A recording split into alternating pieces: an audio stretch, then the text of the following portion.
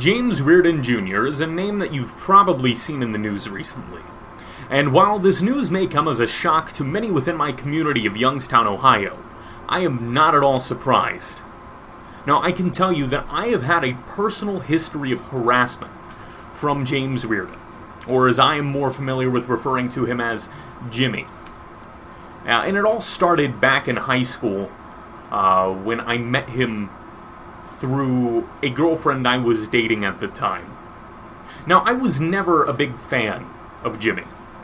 From the beginning, he was making very incredibly obscene comments, very mean comments about the girl that I was dating at the time, most of which involved calling her unattractive to her face, which was completely uncalled for.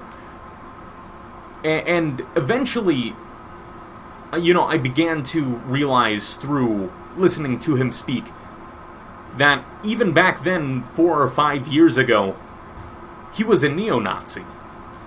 This isn't a recent development with James Reardon, as many may seem to assume, because I can tell you at the time that I spent at his house, we were hanging out in his bedroom. I believe he was playing Metal Gear Solid 3. He spoke distaste for minorities for quite a bit of the conversation. And that was when I really started to realize that I did not like this guy.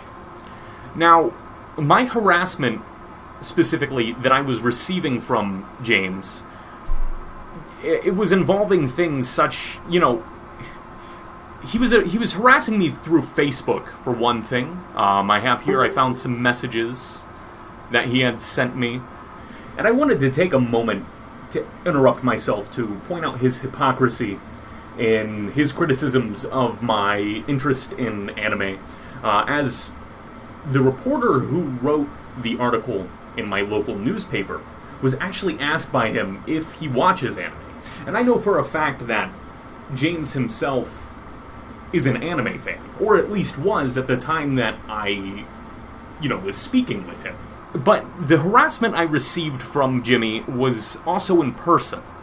There was actually a time where, sometime at night, if I can't quite remember, it was about 4 or 5 years ago, he came to my house, and I was home alone, and I hadn't known that he was on my property. I received a phone call, and I didn't have his number. I had no idea who was calling me. And I answer the phone, and the man Jimmy, who I didn't know who I was talking to at the time, tells me to come outside. And I was shocked, I was confused. And I told him, no, I'm not gonna come outside.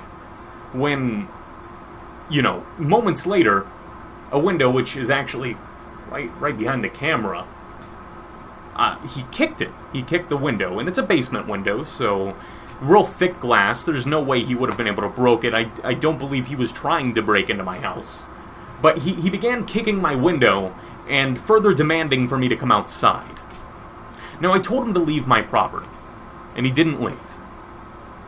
And I told him repeatedly to leave my property. I eventually made my way outside, where I continued to tell him to leave my property, which he did not leave until I called the police. Now, I don't know if the police ever intervened with him on that night, because he had run away as soon as I had dialed the police. Jimmy has been a harasser for years, and I want people to know this.